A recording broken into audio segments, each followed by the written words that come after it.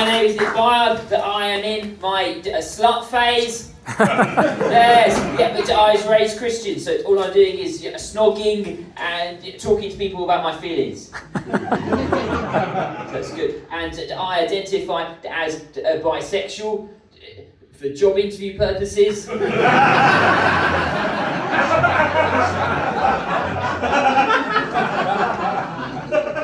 cock. Oh, a single clap! Hooray! Yeah. And I'll tell you about my parents. My parents are economic migrants from Coventry. And I went to state school. If you went to private school, you're not a bad person. But yeah, it's a bit weird that your parents spent like thousands of pounds so you could avoid me. So we're sticking to the man. And I live in Oxford now. I moved to Oxford from Reading, which has been humbling, you know, like in Reading that I am classy. Because I have several jumpers where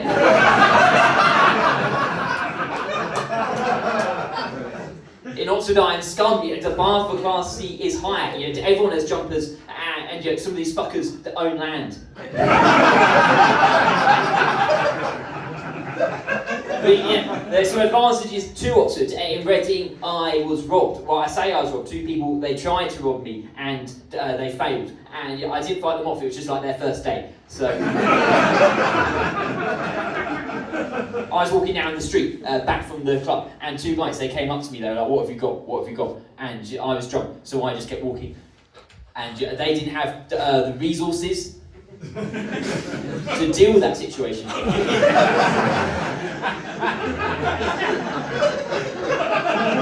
So that's my advice to you. If someone tries to rob you, don't stop and be robbed.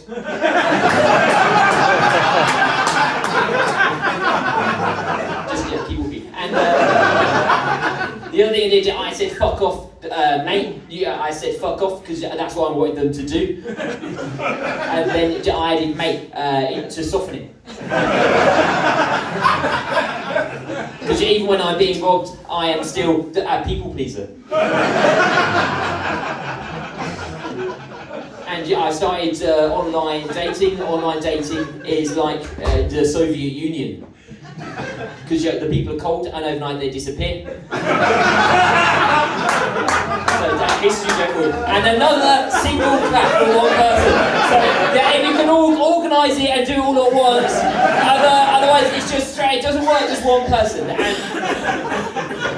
I go to the gym now. I like the gym for the same reason I like beer. You know, I feel more confident and the voices stop. But I think there's like a thin line between the gym and like the fascism. You know, there's slogans on the wall. Everyone is very motivated. So are the Nazis. Go to the gym 3 times a week. You think, oh, maybe I am the alpha male, which I am.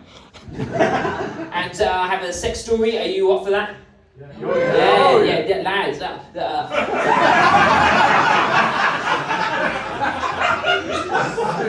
I went back with a lady the other day because I'm a fucking legend. And another single clap.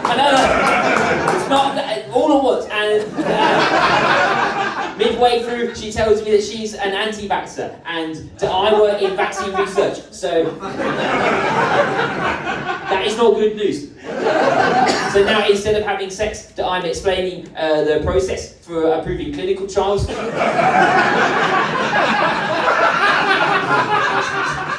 So what's the lesson from this story? The lesson is don't be like Nick, abandon your principles, fuck bitches. And I'll say that in a gender-neutral, bisexual way, so it's progressive.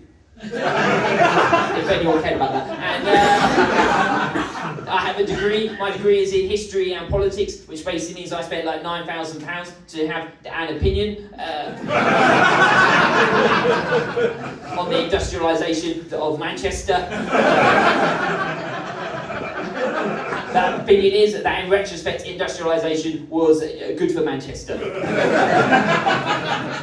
£9,000. I'm left wing, but my algorithm keeps sending me incel memes about ancient Rome.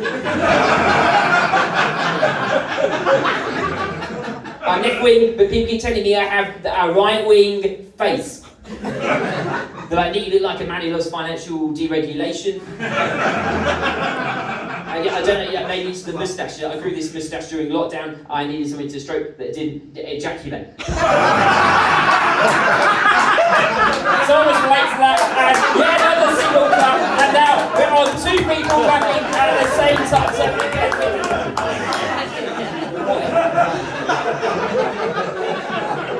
And I work in an office.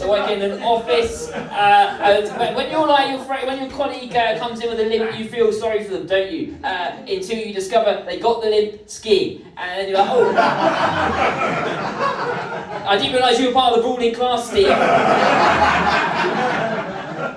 But no, I'm pro skiing. I think rich people falling off the side of the mountain is the closest thing we have to a wealth tax in this country. Oh, that's what gets the autism back. Oh, okay. I see what's going on in this room. Okie dokie. So I used to work in security. I worked in security at the Olympics, screening vehicles for bombs. So a dog would go underneath, and then I was there to check the dog's work. I was the dog's assistant. It was pretty humiliating, and as part of that job I was trained as a bouncer. I went to bouncer school, where they taught me to do that. To calm people down. So if someone kicked off, I'd be like, look mate, I know you want to have fun. Oh boy, do I love fun. But sometimes you can have too much fun. And if that's why you go to the bigger amounts, you're like, I'm sorry Craig, I try to reason with them, you're just going to have to headbutt a teenager. And I've started job hunting. I think the hardest thing about job hunting is finding alternative words for excited. Because no one wants you to be aroused. By this opportunity to work at Tesco's. And I started listening to Rage Against the Machine on the way to work, where I live. The B-side to Fuck You Won't Do You tell me, fuck me, what time you like that spreadsheet, sir? And job hunting has a different vibe. It has a different vibe when you have a job. When you have a job, I'm like Hans Gruber. I'm like, I want a 4-day week, I want a high salary, and you will release my comrades from Serbia and West Berlin. But when I don't have a job, it's just me like asking a mid-level civil servant not to make a move into my mum's house. And so I mentioned I was bisexual. I was dressed up in urinals of a gay bar the other day, so it's going well. And it's irrelevant to the story, but the guy, he had a massive dick. His dick was so big, I could see his dick while I was looking at my dick. He was like, oh, there's condoms and lube in here, and I said, ah ha ha ha ha. So stick with me, kid, and you'll go far. And I've been thinking about sex parties. They seem like fun, don't they? Just me, just it's been a fun thing. Like in my heart of hearts, I know like if I went to the sex party, that I'll probably spend like the duration of the sex party talking to like a guy called Steve about Star Wars. Any party can become the Star Wars party if you force it. So it ends with a pun, and you get £1 per set. According to the school of toxic positivity that I subscribe to apparently. Good. And all my friends are getting married, and I'm not getting married. You know, I'm doing the rock star lifestyle. You know, I'm here in Chippenham. I was getting mixed up with Cheltenham, which very different vibes up there. And the boo proves it. So I'm doing the rock star lifestyle. I'm here, and I am going to sex parties and talking about trains. So it's going well. And all my friends are getting. They're like, Nick, why don't you do? My friends are getting mad. They're like, Nick, why don't you do the polyamory thing? Do we know what that is?